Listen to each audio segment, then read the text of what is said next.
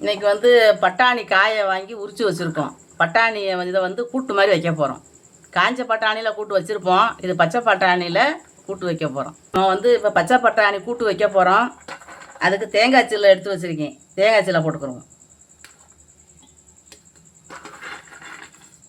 முந்திரி பருப்பு எடுத்து வச்சுருக்கேன், அதையும் போட்டுக்கிறோம். முந்திரி பருப்பு தான் நம்ம போடணும்னு அவசியம் கிடையாது, வேணும்னா போட்டுக்கலாம். ஏன்னா முந்திரி பருப்பு வந்து போட்டால் கிரேவி வந்து நல்லா எண்ணெய் பிரிஞ்சுக்கிட்டு நல்லாயிருக்கும். நம்ம தேங்காய் நிறையா அரைச்சி ஊற்றினாலும் ஊற்றிக்கலாம். கொஞ்சம் சின்ன சீரகம் போட்டுக்கிறோம், கொஞ்சம் பெரிய சீரகம், வெள்ளைப்பூடு உரிச்சு வச்சுருக்கேன், வெள்ளைப்பூட்டை போட்டுக்கிறோம். கொஞ்சம் தண்ணியை ஊற்றி நைஸாக அரைச்சிக்கிறோம். நல்லா நைஸாகவே அரைச்சிக்கிறணும். பாத்திரத்தை காய வச்சு எண்ணெய் ஊற்றி வச்சுருக்கோம். பட்டை, கிராம்பு, பெரிய சீரகம்லாம் போடுவோம். கொஞ்சம் கடுகு உளுந்து போட்டுக்குவோம். இப்போ வெங்காயம் வச்சுருக்கோம், வெங்காயத்தை போட்டுக்குவோம். சின்ன வெங்காயம் வெட்டி வச்சுருக்கோம். இந்த பட்டாணி கூட்டுக்கு வந்து சின்ன வெங்காயம் போட்டோம்னா எடுத்து சாப்பிட்றதுக்கு நல்லாயிருக்கும். இது வந்து குழஞ்சி நம்ம கிரேவி தேவையில்லை. பட்டாணி கூட்டுக்கு வந்து நம்ம வந்து கிரேவி ரொம்ப தேவையில்லை.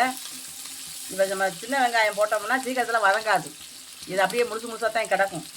அப்போ நம்ம பட்டாணியை போடும்போது இதுவும் சேர்த்து கிரேவி பட்டாணி இதுவும் சேர்ந்து வரும்போது சாப்பிட்றதுக்கு நல்லாயிருக்கும். பட்டாணி இல்லாட்டா கூட அந்த வெங்காயத்தை எடுத்து சாப்பிட்டுக்கலாம். இது ஒரு 2 நிமிஷம் வதங்க. இந்த வெங்காயம் இந்த அளவுக்கு பாதி வேக்காடு வந்துக்கிட்டு இருக்கு. இப்போ தக்காளியை வந்து நம்ம அரைச்சி வச்சுருக்கோம், போட்டுக்கிறோம்.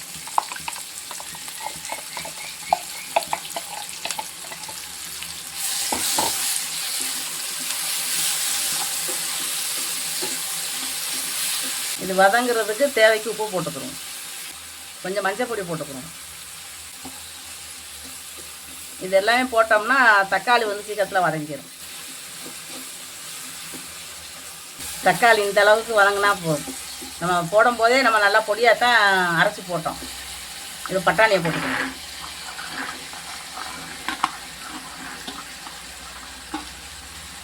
நான் பட்டாணியை வந்து நல்லா கழுவிட்டு எடுத்து வச்சுருக்கோம்.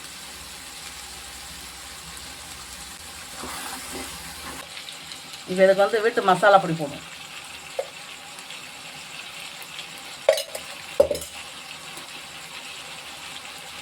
கொஞ்சம் கறி மசாலா பொடி போடுவோம், தனி மிளகாய் பொடி.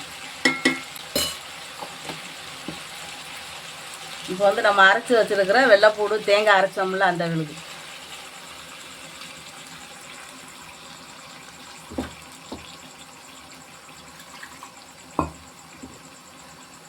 எப்பயுமே வந்து நம்ம வந்து ஊற்றும் போது தேங்காய் அரைச்சிட்டோம்னா அந்த தேங்காயை வந்து கடைசி வரைக்கும் ஊற்றக்கூடாது. ஏன்னா அடியில் வந்து லேசாக இதாக இருக்கும், மண்டி மாதிரி இருக்கும். இது வந்து முந்திரி பருப்பு கண்டு ஒன்றும் இல்லை. நம்ம பார்த்து ஊற்றிக்கிறது நமக்கு நல்லது. தண்ணி ரொம்ப ஊற்றிடக்கூடாது, அப்படின்னா ரொம்ப வற்றி வேக வேண்டி வரும். இது வந்து நமக்கு பச்சை பட்டாணிங்கிறதுனால சீக்கிரத்தில் வெந்துடும்.